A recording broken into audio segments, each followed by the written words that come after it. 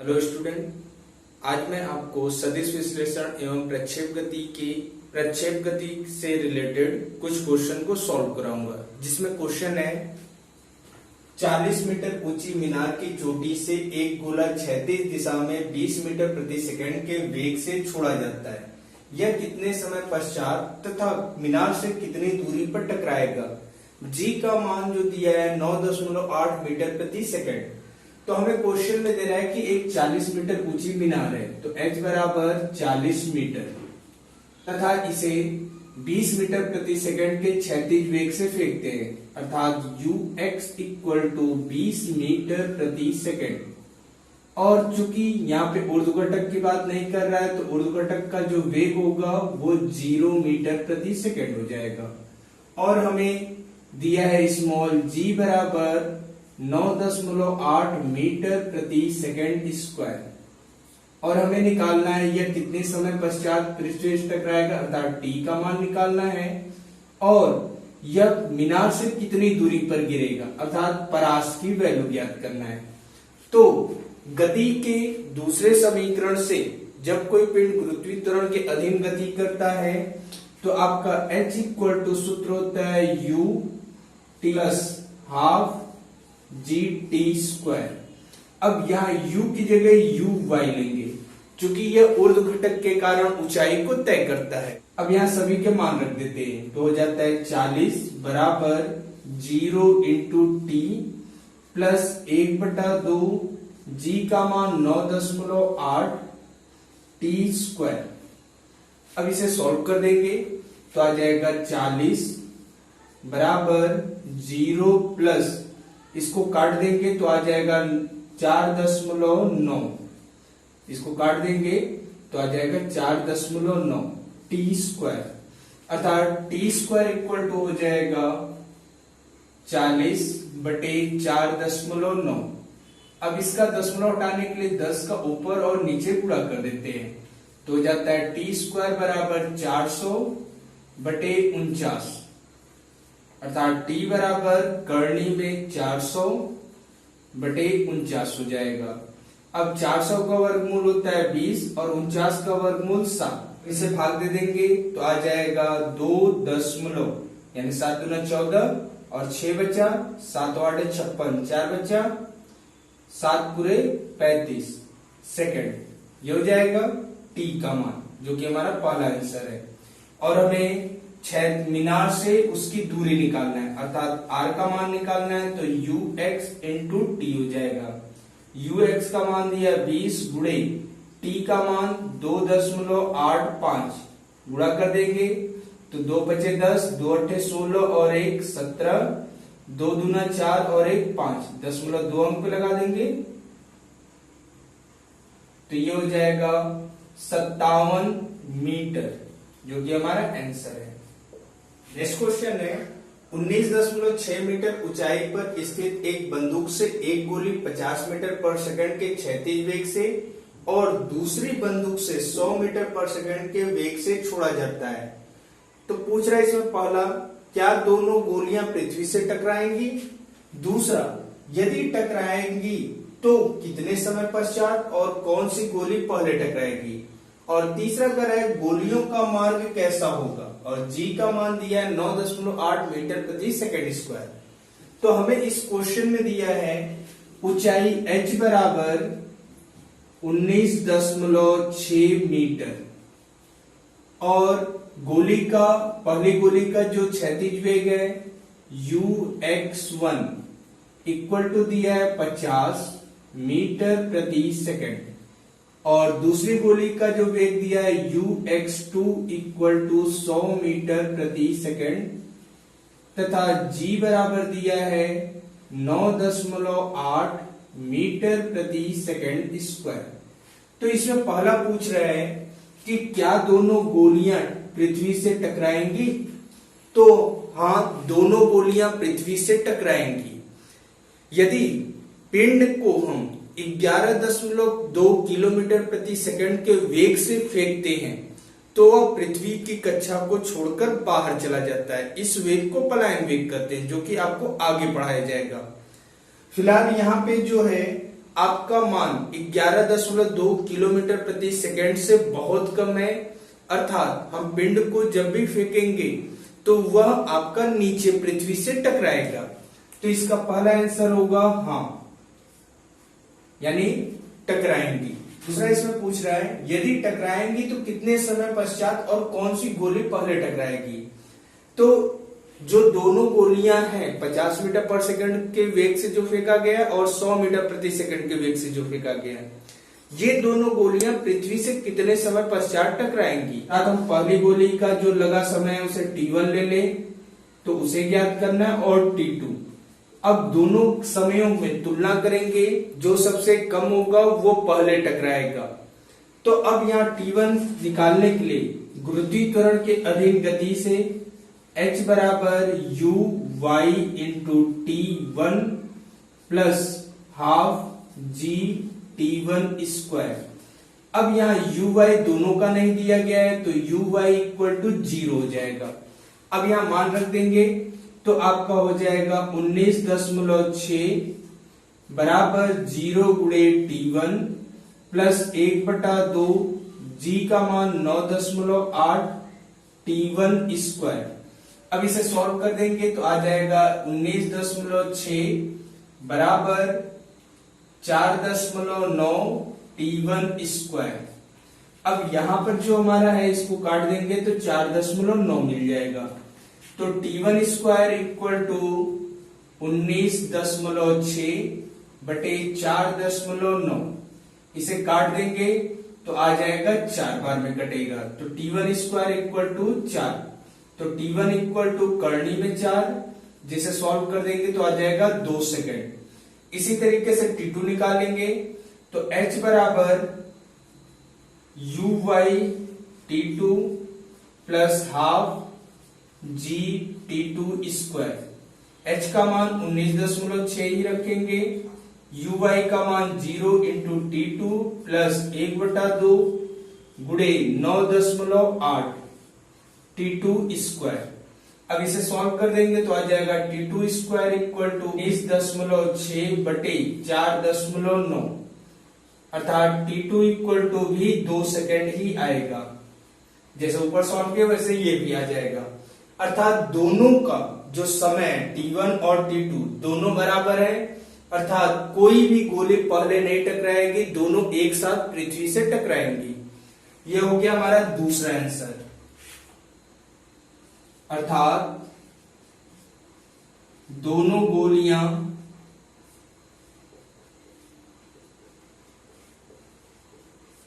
एक साथ पृथ्वी से टकराएंगी।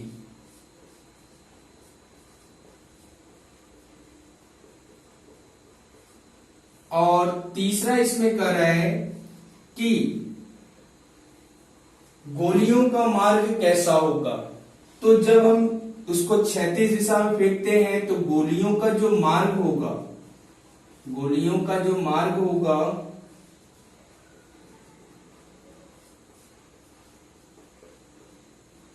वो परवलयाकार होगा।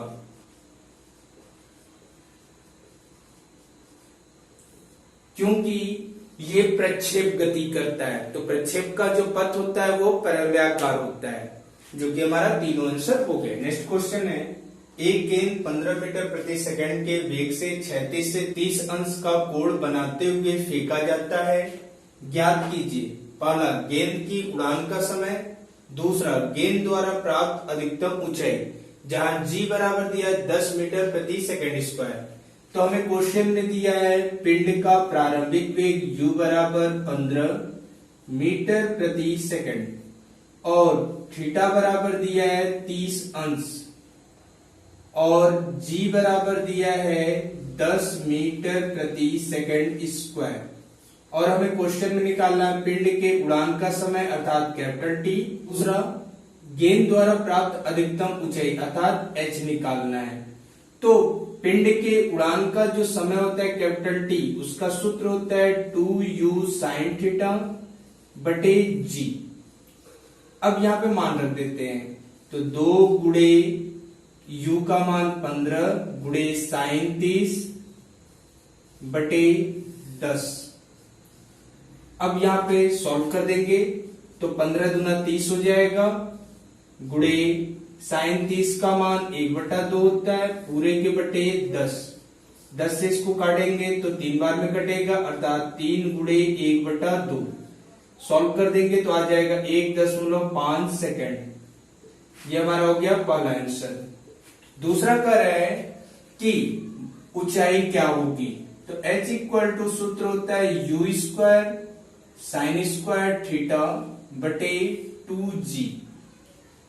अब u का मान है 15, तो 15 का वर्ग गुणे साइन 30 का होल स्क्वायर पूरे के बटे 2 गुणे 10। इसे सॉल्व कर देंगे तो 15 का वर्ग होता है 225 गुणे साइन 30 का मान 1/2, उसका वर्ग करेंगे तो 1/4 हो जाएगा, पूरे के बटे 20, अर्थात 225 बटे 80 हो जाएगा। ये 4 नीचे आ जाएगा, 20 में 4 का गुणा कर देंगे 80 हो जाएगा। अब इसे काट देंगे, 2.81 मीटर। ये हमारा दूसरा आंसर है। नेक्स्ट क्वेश्चन है, एक तीर हवा में छोड़ा जाता है, उसका उड़ान का समय 5 सेकेंड तथा परास 200 मीटर है।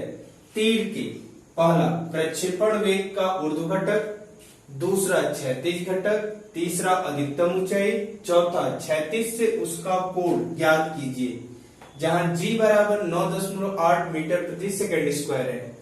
तो हमें इस क्वेश्चन में दिया है जो तीर है उसके उड़ान का समय अर्थात capital T equal to 5 second और परास दिया है capital R equal to 200 metre, और हमें निकालना है तीर का ऊर्ध्व घटक अर्थात uy, दूसरा क्षैतिज घटक ux, अधिकतम ऊंचाई अर्थात h, और चौथा हमें निकालना है प्रक्षेपण कोण अर्थात थीटा का मान, और g का मान भी दिया हुआ है 9.8 मीटर प्रति सेकंड स्क्वायर।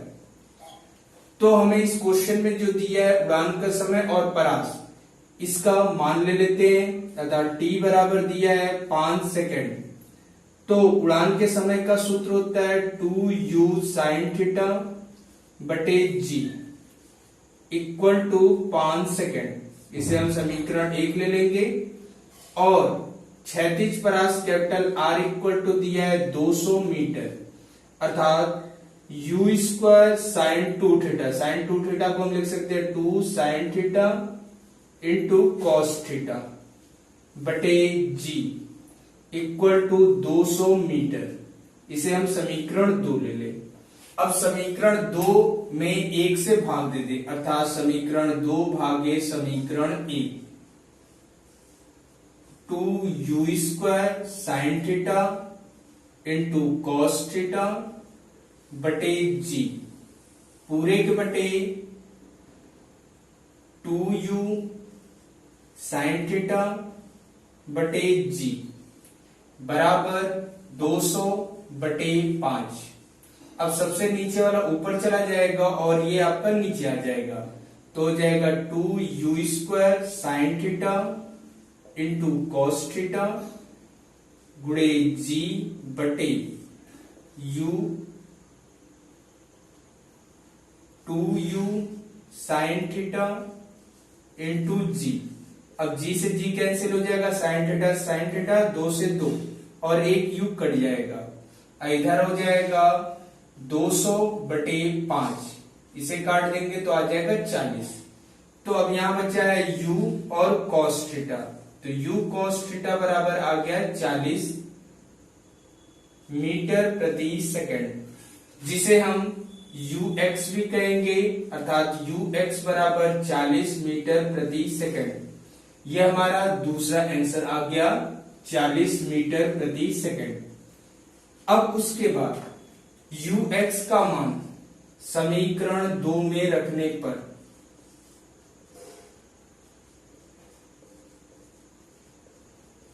जब समीकरण 2 में रख देते हैं तो हो जाता है 2u sine theta into you cos theta बटे जी बराबर 200।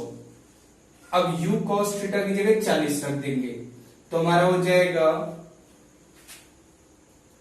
2u sin थीटा इंटू 40 बटे 9.8 बराबर 200, अर्थात u sin थीटा बराबर 200 गुणे 9.8 बटे 2 गुणे 40।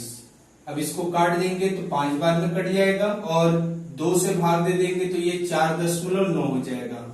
u sin थीटा बराबर हो जाएगा 5 गुणे 4.9, गुणा कर देंगे तो 5 9 45, 5 चौके 20, 4 24, 0.1 अंक पे ये हो जाएगा मीटर प्रति सेकंड। ये हमारा हो गया पहला आंसर u y का मान।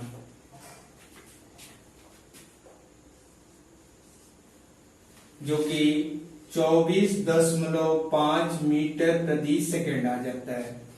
अब तीसरा में निकालना है ऊंचाई। एच बराबर सूत्र होता है you square sine square theta बटे 2g। अब इसे हम लिख सकते हैं यू साइन थीटा का होल स्क्वायर बटे 2g। अब यहां मान रख देंगे तो हो जाएगा 24.5 का होल स्क्वायर बटे 2 गुणे 9.8, अर्थात 24.5 गुणे 24.5 बटे 2 गुणे 2 गुणे 4.9। अब 4.9 को इसको काटेंगे तो 5 बार में कटेगा और 5 का गुणा इसमें करके 4 से भाग दे देंगे तो हो जाएगा 50 25, 5 चौके 20, 20 2 22, 5 गुना 10 2 12, 0.1 अंक पे बटे 4। अब इसमें 4 से भाग दे देंगे तो आ जाएगा 4 ते 12, अर्थात 30.4 छंग 24, ये हो जाएगा मीटर। और चौथा निकालना है इनके बीच का कोण। अब यहाँ पे हम ux और uy के मान निकाल चुके, इन दोनों का भाग दे दें, अर्थात हो जाएगा u sin थीटा बटे u cos theta equal to u sin theta का मान है 5 गुणे 4.9 बटे u cos थीटा का मान है 40। अब इसको काट देंगे तो 5 अठे 40 हो जाएगा और इसमें जब काटेंगे u से u कैंसिल भी हो जाएगा तो sin थीटा बटे cos थीटा है, अर्थात tan थीटा इक्वल टू 4.9 बटे 8। अब इसका दशमलव हटाने के लिए 10 का ऊपर और नीचे गुणा कर देते हैं तो हो जाता है tan थीटा बराबर 49 बटे 80, अर्थात थीटा बराबर tan इनवर्स 49 बटे 80। ये हमारा चौथा आंसर है। नेक्स्ट क्वेश्चन है, एक जलते हुए भवन से 50 मीटर दूर खड़ा एक फायरमैन जल धारा को 36 से 30 अंश के कोण पर ऊपर की ओर फेंकता है। यदि जल धारा का वेग 40 मीटर प्रति सेकंड हो तो भवन की कितनी ऊंचाई तक जल धारा टकराएगी। जी बराबर 10 मीटर प्रति सेकंड स्क्वायर दिया हुआ है।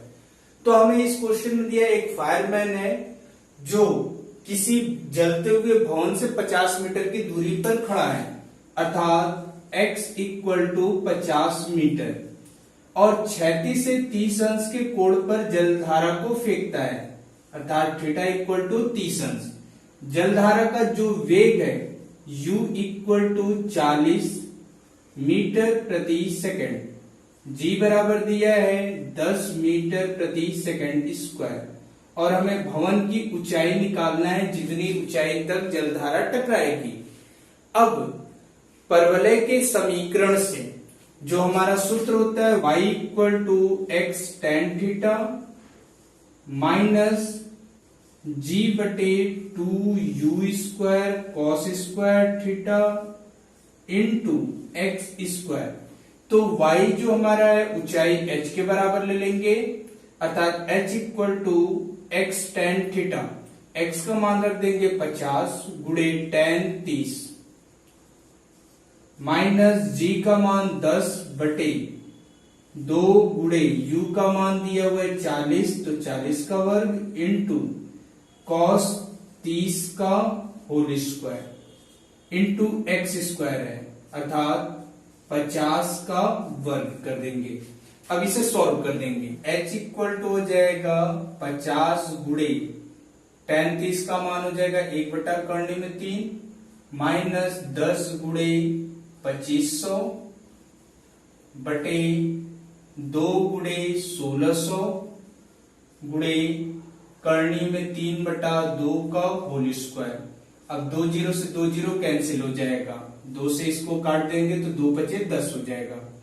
तो h बराबर हो जाएगा 50 बटे करनी में 3 माइनस 125 बटे 16 गुणे 3 बटा 4। अब 4 से इसको काट देंगे तो 4 चौक का 16 हो जाएगा।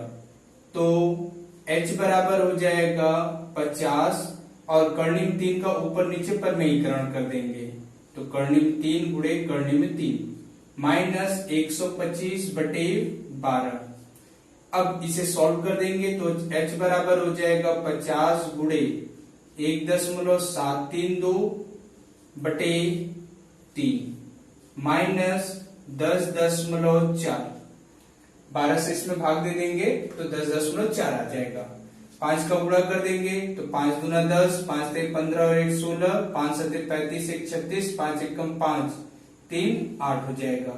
1 जीरो और बढ़ा देंगे 0.3 अंक पे, तो 86.6 बटे 3 हो जाएगा माइनस 10.4।